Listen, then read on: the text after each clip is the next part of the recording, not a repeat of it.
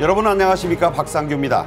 한일 정상회담에 대해 윤석열 대통령이 과거에 발목이 잡혀선 안 된다며 일본을 당당하고 자신 있게 대하자고 강조했습니다. 북한의 김정은이 딸 김주혜와 함께 본 ICM 발사장에 모자이크 처리된 검은 선글라스의 마스크맨이 등장해 화제가 되고 있습니다. 명품 대통령으로 불리는 아르노 루이비통 회장이 우리나라를 찾았는데요. 고종사촌간인 이부진 호텔신라 사장과 정유경 신세계 백화점 총괄 사장의 신경전이 국내외 유통업계를 뜨겁게 달구고 있습니다. 김현주 시사평론가, 배종찬 인사이트K 연구소장과 함께하겠습니다. 어서 오십시오. 안녕하십니까? 안녕하세요. 윤 대통령이 몇 시간 전에 열린 국무회의의 모두 발언에서 정치적인 롤모델로 꼽은 영국의 처칠 전 총리의 말을 직접 인용했는데요. 먼저 들어보고 시작하겠습니다. 만약 우리가 현재와 과거를 서로 경쟁시킨다면 반드시 미래를 놓치게 될 것이다. 자유에 대한 강한 열망과 불굴의 리더십으로 2차 대전을 승리로 이끈 영국 수상 윈스턴 처칠의 말입니다. 과거는 직시하고 기억해야 됩니다. 그러나 과거에 발목이 잡혀서는 안 됩니다. 네, 노벨 문학상까지 받은 처칠 전 총리 명언을 참 많이 남겼는데 현재와 과거를 서로 경쟁시킨다면 반드시 미래를 놓치게 될 것이다.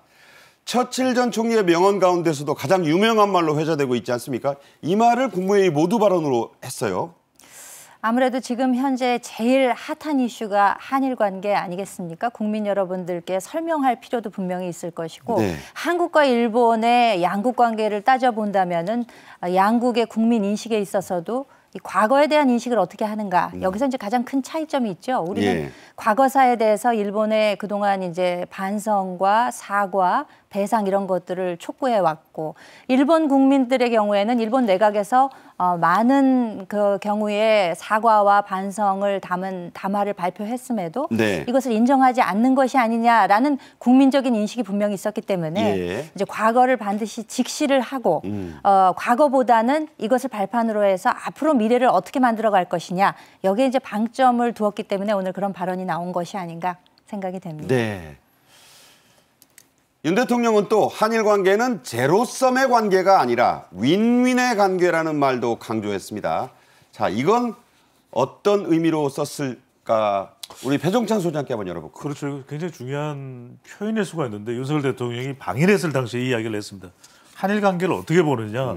어느 한쪽이 좋아지면 어느 한쪽이 꺼지는 제로섬이 아니다. 네. 윈윈, 서로 시너지 효과를 얼마든지 볼 수 있다라는 이야기를 했고 또 콕 집어서 윤 대통령이 했던 이야기가 전임 정부가 문재인 정부를 이야기하는 거죠. 네. 너무 한일 관계를 방치했다. 대결로만 가서는 되겠느냐. 미래도 생각해야 된다. 미래의 키워드를 강조하면서 윈윈 효과를 노렸다라고 네. 볼 수가 있겠죠. 네. 윤 대통령은 이어서 과거를 넘어서자는 말도 했습니다. 역시 직접 들어보겠습니다. 한일 관계도 이제 과거를 넘어서야 합니다. 친구 관계에서 서먹서먹한 일이 생기더라도 관계를 단절하지 않고 계속 만나 소통하고 얘기하면 오해가 풀리고 관계가 복원되듯이 한일 관계도 마찬가지입니다. 때로는 이견이 생기더라도 한일 양국은 자주 만나 소통하면서 문제를 해결하고 협력 방안을 찾아 나가야 합니다. 네, 김평론가님. 윤 대통령이 내놓은 과거를 넘어서는 방법 어떤 것들입니까? 아무래도 이 소통에 가장 중점을 두지 않았나 싶습니다. 네. 우리가 왜 그런 말이 있잖아요. 눈앞에서 멀어지면 마음도 멀어진다. 뭐 out of sight, out of mind란 말이 있지 않습니까? 네. 그러니까 이제 소통을 늘리기 위해서는 일단 서먹한 관계를 해소하기 위해서 네. 자주 만나야 된다. 자주 만나다 보면 소통이 이루어질 가능성이 매우 높다. 이제 이런 그 한 가지 해법을 제시하신 거고요. 그리고 이렇게 우리가 소통을 하고 많이 만나려다 보면은 어떤 그 국가 간이기 때문에 조금 형식적인 면이 강조가 될 수는 있습니다만 네. 그런 형식에 구애받지 말고 네. 만나자라는 또 해법도 제시를 했습니다. 이번에도 사실상 우리가 이제 실무 방문을 우리 정상이 했습니다만 사실상 거의 국빈급에 해당하는 그런 예우를 갖춰서 일본에서 이제 우리 대통령을 맞았잖아요. 그렇죠. 네.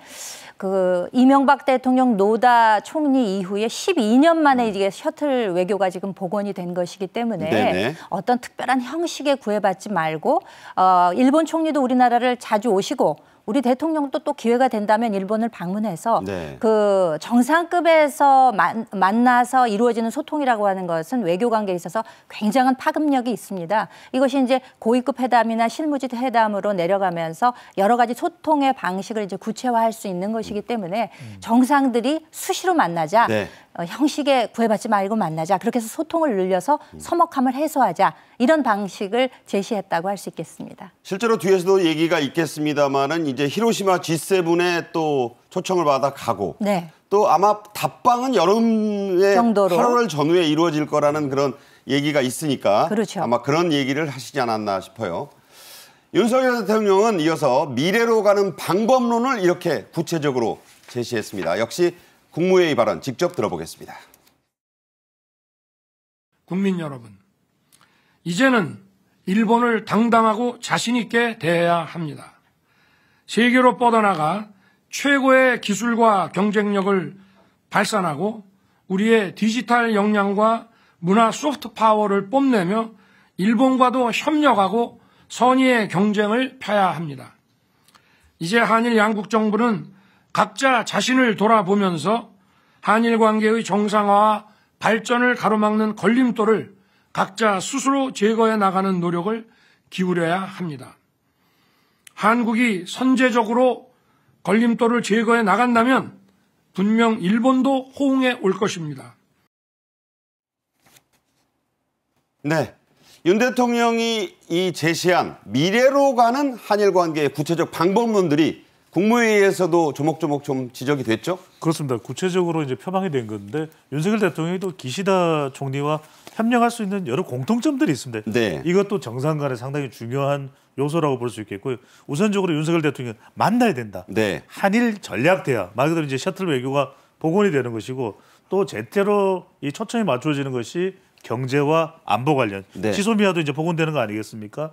그리고 미래 파트너십, 미래 청년 기금도 이제 조성이 됩니다. 네. 무엇보다도 이번 정상회담을 통해서 이제 수출 규제도 해제가 되고 바로 네. 반도체 소부장입니다. 또 그리고 화이트리스트도 이제 복원될 텐데 저는 이 점이 중요합니다.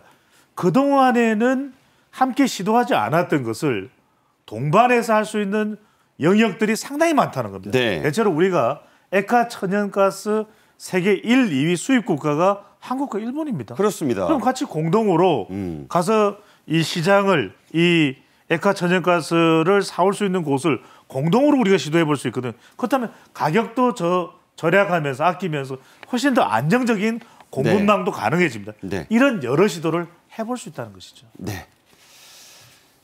이어서요, 한일 정상회담에서 나온 첫 외교적 성과물에 대한 얘기를 이어가겠습니다. 기시다 일본 총리가 윤석열 대통령을 자신의 일본 지역구인 히로시마에서 오는 5월에 열릴 G7 정상회의에 정식으로 초청을 한 건데요. 그 내용을 한번 살펴보도록 하겠습니다. 히로시마 G7에 초청되는 국가들의 면면 좀 묵직하죠? 그렇습니다. 우선 그 브릭스 멤버국이라고 할 수 있는 인도와 브라질이 이제 포함이 되어 있습니다. 네. 인구수가 많고 또 자원이 많고 굉장히 나라 규모가 큰 나라들이기 때문에 인도와 브라질이 일단 초청이 됐고요. 우리나라는 물론이지만 그 이외에도 이제 호주, 이 호주는 오커스라고 해서 그 인도 태평양 전략에 있어서도 정말 빼놓을 수 없는 위치를 점하고 있는 나라이기 때문에 그렇죠. 네, 호주 또 베트남 베트남은 그 이머징 마켓으로서 정말 그 인구수도 많고 굉장히 그 세계 경제에 있어서 차지하는 비중이 높아지고 있는 국가입니다. 네. 인도네시아도 자원국으로서 우리나라에서도 지금 원희룡 장관이 인도네시아를 여러 차례 방문하면서 우리 경제와의 그 공조 관계를 이루기 위해서 이제 노력하는 네네. 국가이기 때문에 이렇게 우리나라 이외에도 인도, 브라질, 호주, 베트남, 인도네시아 등 이 여러 국가가 히로시마에서 열리는 G7 정상회의에 이제 초청이 됐고 이미 정상회담 당시에도 이제 언질이 있었던 것 같습니다. 이제 공식적으로 초청하겠다는 발표가 나왔기 때문에 여기서 또 어떤 성과가 있을지 큰 기대가 갑니다. 네. 일본이 G7의 의장국 자격으로 하는 초청이죠. 우리가 이 초청을 계기로 해서 좀 이제 미래의 얘기가 될 수 있겠습니다만 G8으로 가는 그렇습니다. 이게 디딤돌이 되는 중요한 의미가 있다. 이런 평가가 있죠. 이게 상당히 중요한 게 지금 치열한 국제 경쟁 시대 아니겠습니까? 우리가 여하튼 국제 경쟁 시대의 선도 국가로서 지표상으로 포함된다는 건 상당히 중요합니다. G7 서방 선진 7개국인데 여기에는 중국과 러시아도 없습니다. 네. 아시아 국가로는 일본이 유일한데 여기에 한국이 포함될 수 있다 그러면 상당히 우리는 국제적인 위상이 또 달라지는 것이거든요. 네. 이미 선진국 반열에 올라갔지만 더 전 세계적으로 G8 여기에 포함될 수 있는데 미국의 보수 싱크탱크에서는 상당히 가능성이 있다 이런 얘기를 하는데 네. 일본이 이 부분을 상당히 더 적극적으로 밀어서 아시아에서 한국하고는 함께 해야 되지 않겠냐. 이런 역할을 일본이 해준다면 우리 국민들의 일본에 대한 시각도 뭐 한순간에 달라지는 건 아니겠습니다만 네. 상당히 일본에 대한 긍정적인 평가가 가능해질 수 있는 부분이겠죠. 기시다 일본 총리가 그 일본어로 했던 말이 있잖아요. 하나씩. 히토츠입니다. 네, 그 얘기가 아마 이제 현실화되지 않겠나 하는 생각입니다. 좀 다른 얘기인데요. 일본의 극우 신문인 산케이의 방일 관련 보도에 대해서 대통령실이 왜곡 보도라면서 강력히 항의 중인데 이 보도 내용 자체에 대한 이 궁금증이 있어요. 어떤 거였습니까? 뭐냐면은 이게 상당히 민감한 내용이기도 하고 정상회담의 내용은 원칙적으로는 공개를 안 하는 겁니다. 근데 네. 이 산케이 신문이 뭔가 좋아지려고 하는 한일 관계 분위기를 뭐 삼키겠다는 겁니까? 뭔지 모르겠는데 한일 정상회담에서 2015년 위안부 합의에 대한 논의가 있었다. 이행을 기시다 총리가 윤석열 대통령에게 이행을 요구했다. 또 후쿠시마 수산물 상당히 이거 우리 예민한 부분입니다. 이 수입 규제를 한국에서의 수입 규제를 철폐해달라고 요구했다 그러는데 우리 핵심 관계자는 그런 적이 없다라는 거예요. 네. 그래서 이제 수산물 관련된 부분 이게 또 관련 또 규정도 있습니다. 여러 가지 이제 논의되는 부분도 있기 때문에 다 이야기할 수 없는데 이 산케이 신문이 상당히 우익적 신문이에요. 극우라고도 표현이 되죠. 그래서 이제 박근혜 정부 때도 무리를 일으킨 바가 있는데 이렇게 한일 관계가 뭐 좋아지는데 뭐 우익 신문의 그런 이 본능적인 좀 어긋난 태도다 이렇게 봐야 되지 않을까 싶습니다. 네. 자, 그래서 어쨌든 산케이가 뭐 성향을 떠나서 나름 그 이름이 있는 신문인데 이런 보도를 한 이유, 이런 보도가 실리게 된 배경이 있을 거 아닙니까? 어떤 겁니까? 이틀 동안 1박 2일 일정으로 윤석열 대통령이 일본을 방문했지 않습니까? 그렇죠. 그 이틀차, 그러니까 2일차의 일정이 굉장히 많았습니다. 빡빡했죠. 개요 대학을 방문해서 젊은이들도 만나서 강연도 했습니다만 그보다 더 눈에 띄는 것은 비즈니스 라운드 테이블 해서 이제 우리 그 총수들도 갔습니다.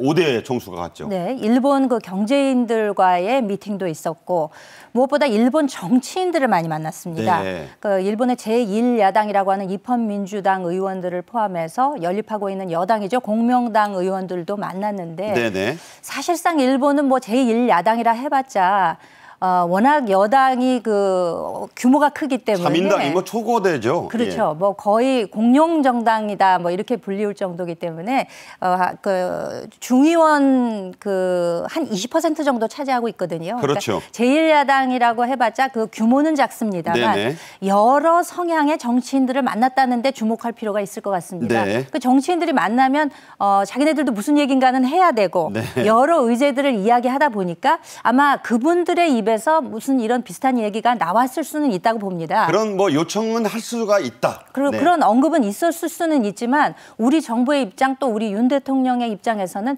그에 관해서는 논의된 바가 전혀 없다는 것이 이제 공식적인 입장인 것이거든요. 그쪽에서 하는 말까지 우리가 입을 막을 수는 없는 것이기 때문에 공식적인 논의가 있지는 않았다는 것이 이제 우리 정부의 공식적인 입장이라는 점을 재삼 말씀드리고요. 네네. 대통령실에서 이렇게 있지도 않았던 일에 관해서 산케이 신문이 보도하는 것에 대해서는 이것은 왜곡 보도라는 입장을 명백히 했고 이것에 대해서 항의 입장도 밝혔기 때문에 앞으로 추후 이런 문제에 대해서 논의가 있을 수는 있으나 네. 이번 방문에서 있었다고 보도되는 것은 왜곡된 입장이다. 이것을 이제 명확히 밝혀드리도록 하겠습니다. 네. 방금 들으셨지만 대통령실은 조목조목 강경하게 산케이의 보도가 왜곡이다. 사실관계가 틀렸다 이렇게 지적을 하고 있죠. 지금. 그렇습니다. 우선적으로는 이 정상 간의 구체적인 회담 내용은 비공개예요. 비공개인데 이런 내용들이 요구되었을 것이다라고 하는 것은 다분히 이 정상 간의 대화가 공개되지 않는 것 자체를 인식하지 못하고 있는 발언이고요. 또 하나는 뭐냐면은 독도 위안부 문제는 논의된 적이 없다. 이건 공식입니다. 그러니까 네네. 공식적으로 이야기가 됐는지 안 됐는지 여부가 더 중요한 것이고 윤석열 대통령이 만났던 일본 정치인의 대부분의 반응은 윤석열 대통령에 대해서 95% 정도가 고맙다 이런 이야기들인 거예요. 그런데 네. 이 지나가는 와중에 이 일본 정치인들 중에서 자기 지역구의 이익을 위해서 그런 이야기를 혹 할 수도 있겠죠. 한 5% 정도 된다고 표현을 했어요. 하지만 그건 어디까지나 우리나라도 마찬가지. 우리나라도 기시다 총리가 방한하면 반대하는 집회가 열릴 수도 있는 거예요. 네네. 그러면 그게 공식이냐 공식이 아니냐는 구분을 해야 되는 것이죠. 네. 그런 사람들이 그런 말을 했고 듣고만 있었을 수는 있는데 그게 마치 무슨 논의가 이루어진 것처럼 하는 것 자체는 사실관계의 왜곡이다. 이런 확대 얘기죠. 과장이죠. 확대 과장이다. 네.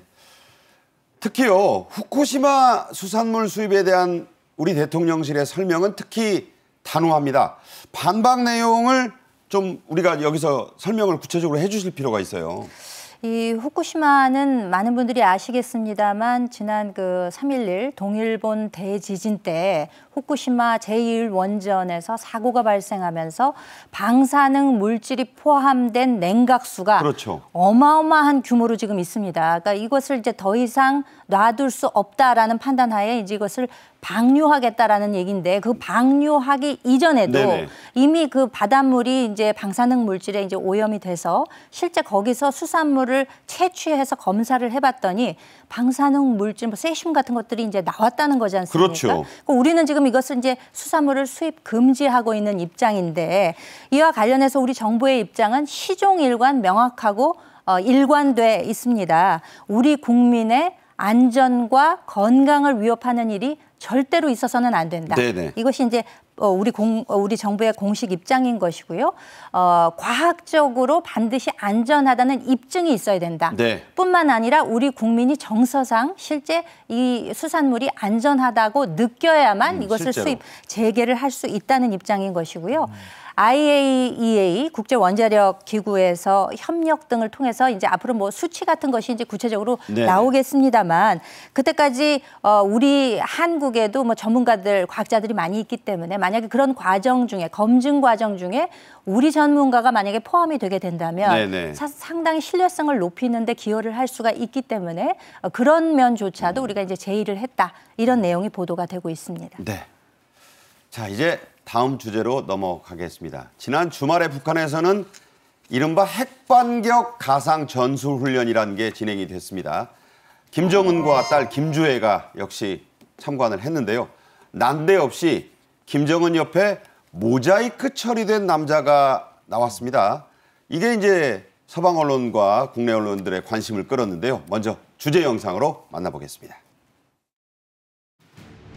핵반격 가상종합전술훈련이 진행됐습니다. 나라의 전쟁 억제력과 핵반격 능력을 실질적으로 강화하고 해당 부대들을 전술 핵공격 임무 수행 절차와 공정에 숙련시키기 위한 종합전술훈련이 3월 18일과 19일에 진행됐습니다.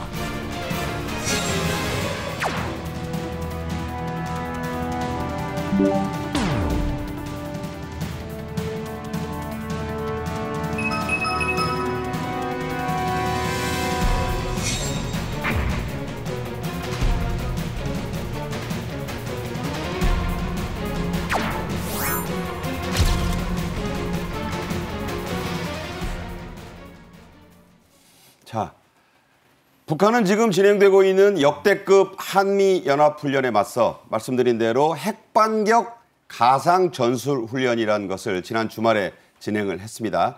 북한 매체가 보도한 내용을 한번 더 들어보죠. 핵 반격 가상 종합 전술 훈련이 진행됐습니다.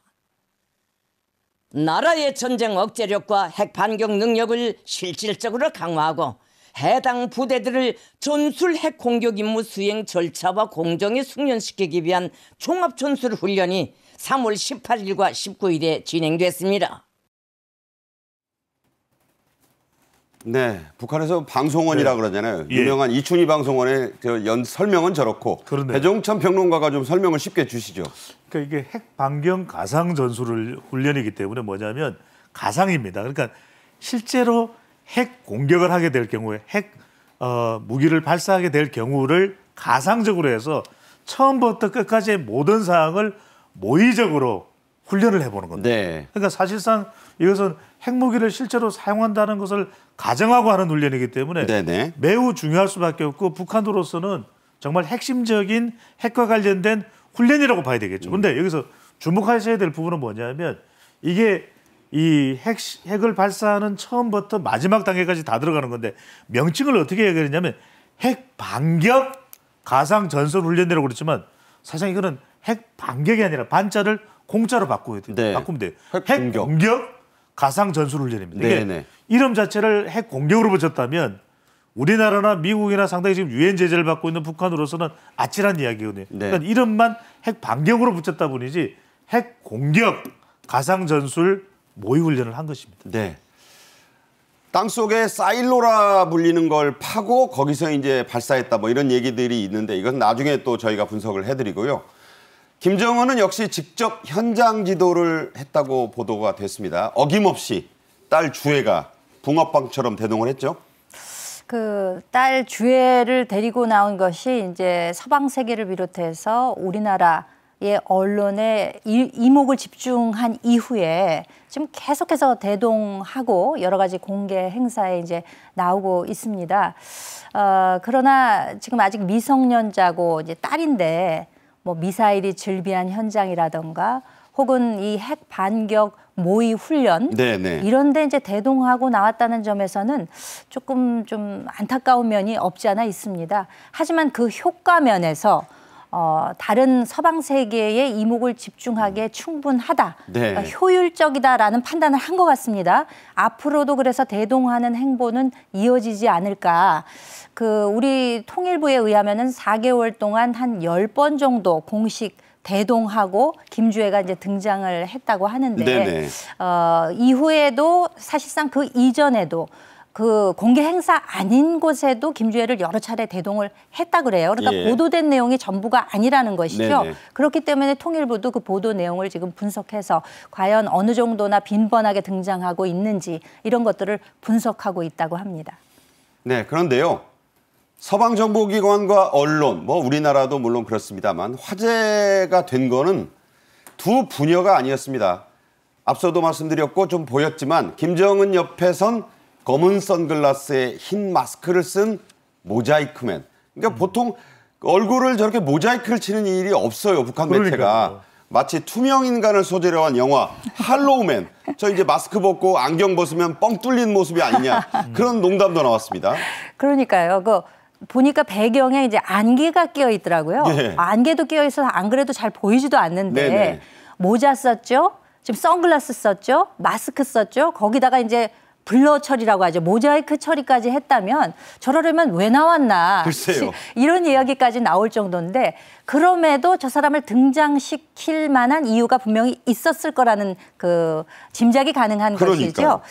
사실상 이렇게 시선이 집중된 일종의 그 모자이크맨이라고 하는 분이 등장한 것은 이번이 처음은 아니지만 네네. 상당히 이례적인 일이라고 합니다. 네. 한 2, 3년에 한 번씩 등장한 적이 있었고 몇 차례 있었지만 네네. 이렇게 이례적으로 등장시킨 데는 이 사람의 존재가 무언가 암시하는 게 분명히 있을 거예요. 어떤 분들의 경우에는 이번에 그 핵 모의 시험을 했기 때문에 그에 관한 핵 전문가가 아니냐, 네. 무슨 뭐 총사령관이 아니냐 이런 예측들이 나오고는 있습니다만 실제 어떤 사람인지는 저도 상당히 궁금합니다. 그래서 저 사람을 만약에 이제 미국에서 제재 대상에 올릴까 봐 그랬다. 이런 것도 이제 분석의 하나이긴 합니다. 그렇습니다. 자, 북한 매체가요. 직접 이 사람에 대해서 그러니까 이제 전술훈련에 참가하는 사람들을 일일이 북한 매체는 누구누구가 나왔습니다. 이렇게 호명을 해주거든요. 그걸 통해서 한번 유추해 보겠습니다. 직접 들어보겠습니다.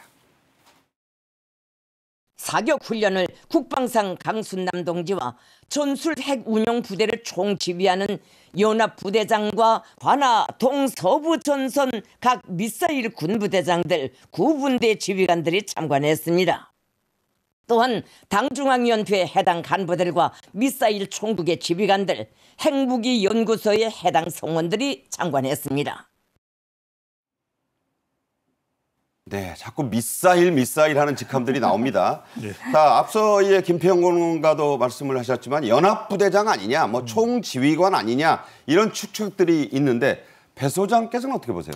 그러니까 이건 지금 우리가 나오고 있는 자료의 근거를 가지고 설명을 드려야 될 것 같아요. 그런데 지금 이제 사진을 하나 보시게 되면은 좀 어슴푸레한 그 안개가 낀 듯한 현장도 걸어가는 장면도 있고 네. 실제 그 참관하는 장면을 보시면 참관하는 사진을 보면은 아주 선명해요. 심지어는 이 김정은 위원장의 딸인 김주혜도 얼굴이 선명하게 드러나죠. 다른 사람도 마찬가지고. 근데 네. 이 사람은 가리고 또 가렸어요. 네. 마스크맨에 모자이크맨. 그러니까 선글라스까지도 가렸는데 그렇다면 이 사람은 뭔가 신분을 드러내면 안 되는 사람인 거죠.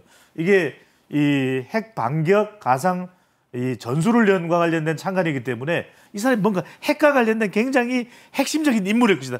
얼굴이 드러나면 안 된다. 그래서 전술 핵 운용 부대의 연합 부대장이거나 미사일 총국의 총국장일 가능성이 일단은 좀 높다고 봐야 될 것 같은데 일각에서는 이렇게까지 가린 이유가 딸 김주혜의 경호원 아니겠느냐. 네. 이런 추측도 나오고 있습니다. 네, 그러니까 비밀 경호원인데 또 비밀 경호원이라고 보기도 뭐한 게 예. 비밀 경호원이면 복장을 좀 달리해야 되는 건데 그러니까요. 굳이 그렇게 저 모자이크를 처리하고 블러 처리를 하고 예. 마스크 쓰고 검은 선글라스 예. 약간 좀 희화된 느낌도 있어요. 그런데 일단 가능성은 이 연합 부대장이거나 핵 전술을 운영하는 미사일 총국장의 가능성이 이제 높은데 네네. 왜 그러냐면 뭔가 이렇게까지 꽁꽁 가리면서 완전히 사람들의 예측을 불허하는 이 상태가 뭐냐면 이 딸의 경호원일 가능성을 배제할 수도 없다는 거죠. 네. 그러니까 이렇게 꽁꽁 가렸으니까. 자, 우리 정부 당국에서는 어떻게 이 사람을 분석을 하고 있는지 저희가 먼저 들려드리고 이 이야기 이어가겠습니다. 오늘 노동신문에 공개된 사진 보면 김정은 총비서 수행원 중에 얼굴을 이렇게 가린 군 장성이 있었는데 관련해서 통일부가 파악하고 있는 게 있는지 궁금합니다. 예, 일단 사진상으로는 인물을 식별하기가 어렵습니다. 관계기관 등과 함께 분석해 나가도록 하겠습니다. 네, 모른다는 게 아니라 이제 분석 중이라는 거고 저게 이제 공식적으로는 우리 평론가께서도 대변인 해보셨지만 일단 공식 입장은 저런 거죠? 네, 그렇게 발표 형식을 그렇게 취할 수밖에는 없겠죠. 어떻게 네. 보면은. 하지만 우리가 이렇게 보기에도 식별이 불가능한데 네. 통일부라고 해서 블러 처리까지 된 그 사람에 대해서 식별하기가 아마 쉽지는 않을 겁니다. 네. 지금 공식적으로 식별은 어렵지만 관계기관과 협조해서 파악을 하고 있다라고 이제 이야기가 나왔기 때문에 앞으로 분석 결과가 나오지 않을까 기대를 해보겠습니다. 사실 이런 거를 위해서 필요한 게 이제 휴민트다, 시긴트다 이런 거 아닙니까? 그래서 또 지소미아 얘기가 나올 수 있는 거고 네. 군사 정보를 공유하면서 위성 사진도 분석해보고 뭐 그러지 않겠나 그런 생각이 듭니다. 자, 이 주제는 이쯤 하고요. 다음 주제로 넘어가겠습니다. 직접 보겠습니다.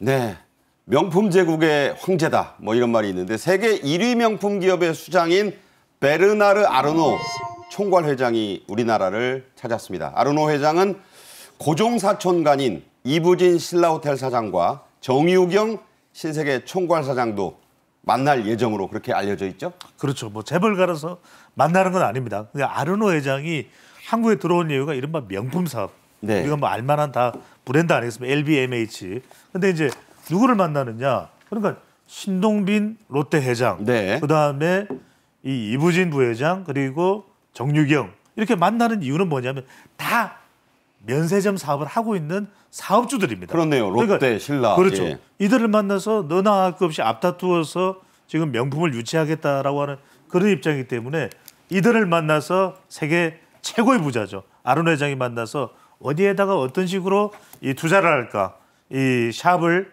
또 개업을 할까, 만들까 이 구상을 함께 논의하는 것이죠. 네.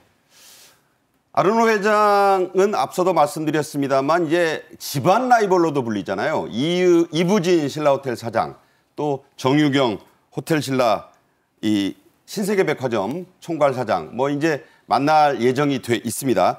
아르노 회장이 어떤 사람인가 좀 얘기를 해보자면 시가총액 세계 1, 2위 자리를 일론 머스크 테슬라 회장과 다투는 그렇죠. 제가 보니까 이제 다시 1위가 또 됐더라고요. 일론 머스크가 아무래도 그 본인 회사 테슬라. 테슬라 CEO로서 굉장히 좀 충격파가 있지 않았습니까? 네네. 그렇게 해서 이제 자산 가치가 조금 하락하는 바람에 1, 2위를 다투고 있는 이 아르노 회장이 1위로 이제 등극을 했습니다. 네. 뭐 세계 최고의 부자들이기 때문에 1, 2위가 뭐 그렇게 큰 의미가 있겠습니까? 사실 주식 안 팔면 의미는 없지만. 그렇죠. 네. 그렇지만 뭐 230조 원에 달하는 네. 어마어마한 재산을 가지고 있기 때문에 그 영향력 차원에서는 상당한 것이 사실인 것 같습니다. 이분이 이제 별명이 캐시미어를 두른 늑대라는 별명이 있습니다. 왜 그런 별명이 붙었어요? 캐시미어를 둘렀다는 것은 일단 부의 상징이죠. 나 캐시미어 비싸니까. 네. 근데 이제 늑대다. 이거는 이제 아주 공격적으로 인수합병을 한다는 거죠. 그만큼 여러 기업들을 인수합병해서 어떻게 보면 덩치를 굉장히 불리기도 했는데 순자산이 뭐 226조 원 규모다, 뭐 222조 원 규모다, 네. 그러니까 한 뭐 230조 정도. 조 단위는 그날 시가총액이 왔다 갔다 합니다. 네, 그렇게 뭐 파악이 되고 있고요. 우리가 알 수 있는 뭐 여러 명품 브랜드 있지 않습니까? 네. 뭐 디올, 펜디, 셀린, 뭐 티파니 그리고 루이비통. 루이비통은 물론이고요. 예. 그리고 뭐 모에샹동이라는 뭐 이런 샴페인 회사, 뭐 위스키 회사, 수십만씩 원씩 하는 거 아닙니까? 이런 회사들까지 모두 소유를 하고 있기 때문에 정말 갑부 중에 갑부가 아닌가 이제 생각이 됩니다. 이분이 유명해진 것은 지금 송혜교 씨와 나란히 앉아 있었던 저 사진 보이시죠? 작년 저게 7월 모습인데 네. 그 파리에서 있었던 팬디 쇼에서 옆에 나란히 앉아 있어서 그 저 사진이 나오니까 아무래도 우리는 이제 송혜교 씨의 초점을 맞춰서 봤는데 그 옆에 있던 분이 세계 1위의 부자라더라. 그러니까 처음에는 웬 할아버지 뭐 이렇게 한 사람도 있었는데 네. 사실은 저 옆자리가 어마어마한 자리예요. 글로리의 뭐 송혜교 씨만 유명한 게 아니라 사실 저 옆자리를 내준다. 오른쪽 아닙니까? 네, 대단한 그 화제가 됐던 사진이었죠. 네, 그러면서도 송혜교 씨를 만나서 상당히 몸가짐을 이렇게 반듯하게 하는 그런 네. 모습을 보면서 송혜교 씨의 그 영향력도 상당하다. 뭐 이런 이야기들도 보도가 되곤 했었죠. 자, 아르노 회장이 이런 사람인데요.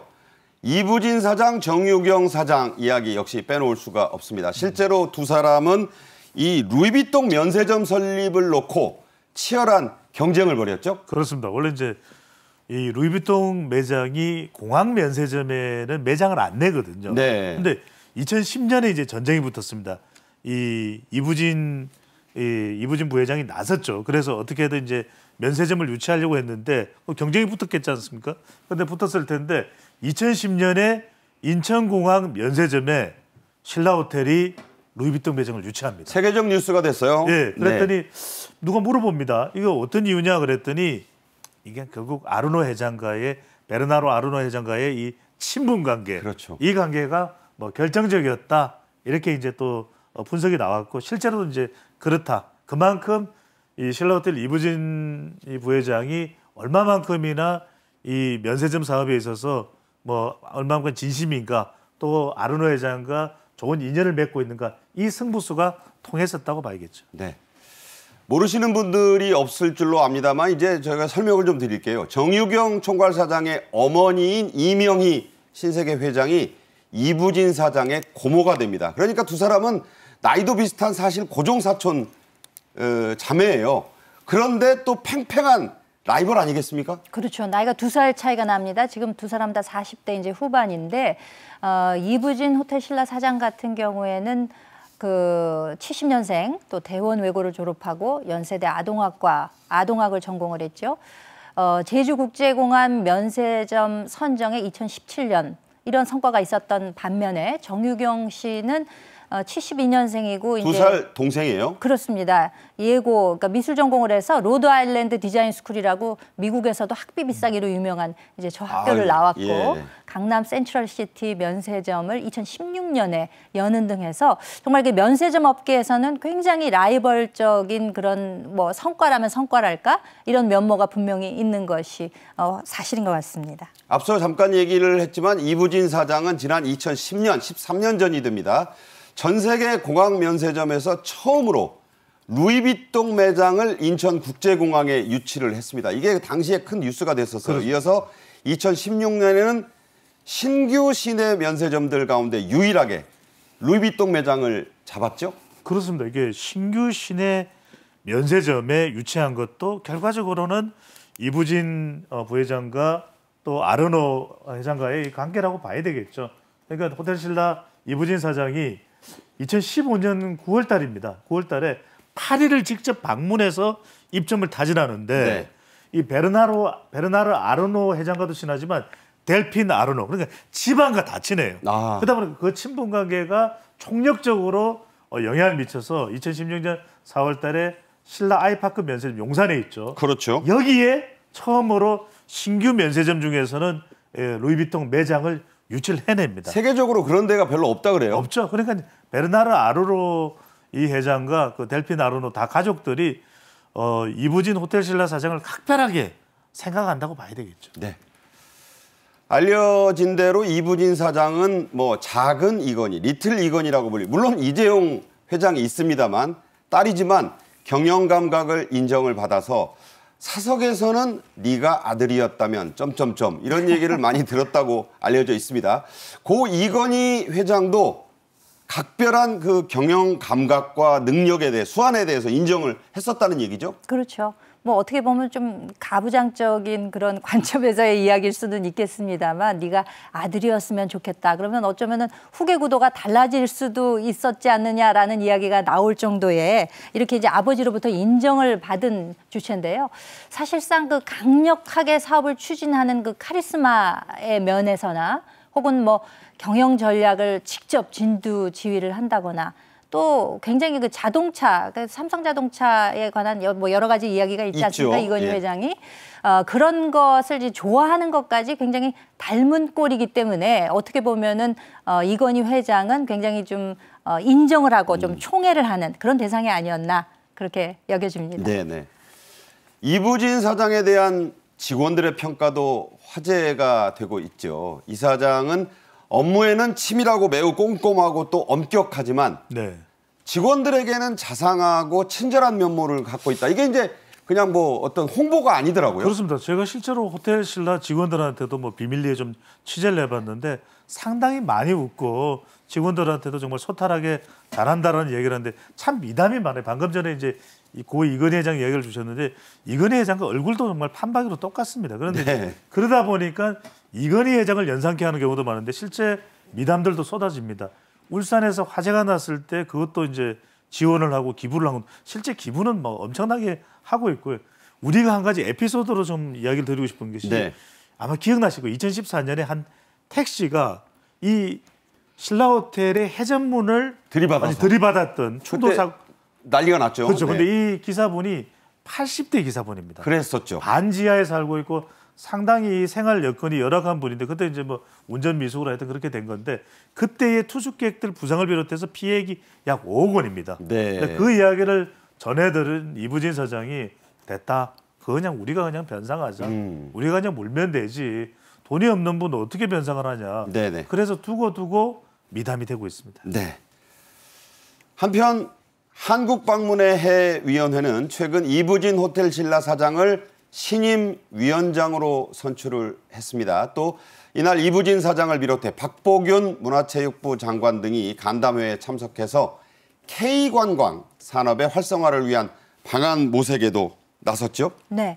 그동안 사실 코로나로 인해서 뭐 전 세계가 전부 뭐 집콕 모드 아니었습니까? 그렇죠. 그렇기 때문에 뭐 항공 관련 또 숙박, 관광 관련 업계가 굉장히 어려움을 겪었던 것이 사실인데 지금 그 한국방문회위원회의 신임 위원장으로 이부진 사장이 위촉이 되면서 우리나라 관광이 우리 경제의 퍼스트 무버가 되도록 하겠다. 퍼스트 무버라고 하는 것은 이제 우리 관광 산업을 이끌어 가겠다라는 그렇죠. 그 다부진 이야기를 한 것이죠. 선도적으로 움직이겠다 이 말이죠. 우리가 네. 견인하겠다, 치고 네. 나가겠다 이제 이런 뜻인 것이고 박보균 장관 역시도 우리 K컬처를 중심에 놓고 우리 관광 산업을 정교하게 이렇게 좀 맞물려서 우리나라가 관광 대국으로 가는 올해를 원년으로 삼겠다. 이런 각오를 다지기도 했습니다.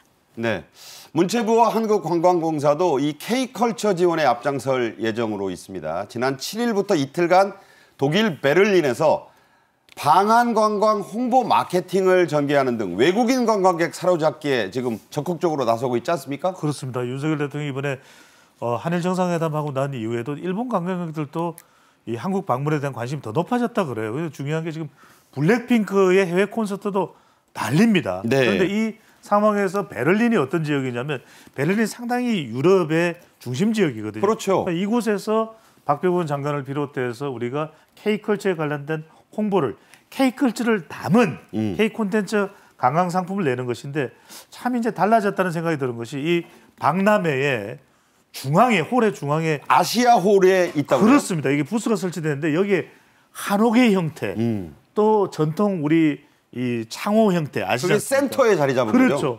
이걸 모티브로 디자인을 했는데 보는 관람객들이 저도 이제 이 인터넷을 뒤져본 깜짝깜짝 놀란답니다. 네. 와 이런 이야기들이 나올 정도니까 그게 계기가 돼서 우리 지금 뭐 한옥마을 또 경복궁 이런 데 더 많은 관심을 가지게 되겠죠. 네. 이제 코로나 마스크도 어제부터 이제 공식적으로 거의 다 벗지 않았습니까? 이제 위축된 관광 산업을 우리가 좀 살려야 되겠다. 그러니까 관광 이게 역조도 심하잖아요. 그래서 이 관광의 내수 활성화 대책도 좀 중요한데 해외 관광객을 우리가 유치할 수 있는 메가 이벤트, 대형 이벤트도 준비하고 있다고요? 사실 이 관광 산업이라고 하는 것은 정말 그 고부가가치 산업이라고 할 수 있죠. 이제 앉아서 찾아오는 분들이 돈을 쓰고 가게 하는. 네. 그렇기 때문에 관광산업이라고 하는 것이 참 지금 현재 우리 경제 입장에서는 이것이 만약에 활성화가 된다면 굉장한 견인 역할을 할 수 있을 것이다라고 기대를 하는 것이고 올해하고 이제 내년을 한국 방문의 해로 이제 결정을 하고 앞으로 이제 23일에 경제부총리나 혹은 대통령이 주재하는 회의 결과를 발표를 하면서 23일에 네. 소비 진작책을 내놓을 것으로 보입니다. 내수도 활성화돼야 되지만 해외에서 K컬처 등의 굉장히 매력을 느낀 관광객들이 우리나라에 와서 많은 소비를 하고 갈 수 있도록 여러 행사들을 준비를 하고 있습니다. 무슨 소비 쿠폰을 연계를 시킨다거나 예. 혹은 축제, 쇼핑 할인 행사 이렇게 여러 가지 소비 진작책을 발굴해서 공개하고 이것을 이제 실행함으로써 네네. 한국 방문의 해가 실질적으로 올해 내년 큰 성과가 있을 수 있도록 정부에서도 다각적으로 지금 모색을 하고 있는 것으로 보입니다. 네. 오는 관광만이 아니라 이제 받아들이는 관광의 시대로 나가야 된다. 뭐 이런 말씀으로 이해했습니다. 김현주 시사평론가, 인사이트K의 배종찬 연구소장과 함께했습니다. 오늘 말씀 감사합니다. 감사합니다. 네, 감사합니다. 오늘 저희 생방송 정책인 이슈가 준비한 소식은 여기까지입니다. 내일은 5년 만에 부활한 한국과 미국 해병대 연합 상륙훈련, 쌍용훈련이라고 하죠. 그 내용을 중점적으로 짚어보겠습니다.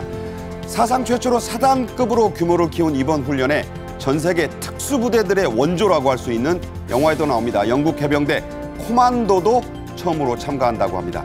전문가와 함께 자세히 알아보겠습니다. 오늘도 시청해 주신 여러분 고맙습니다.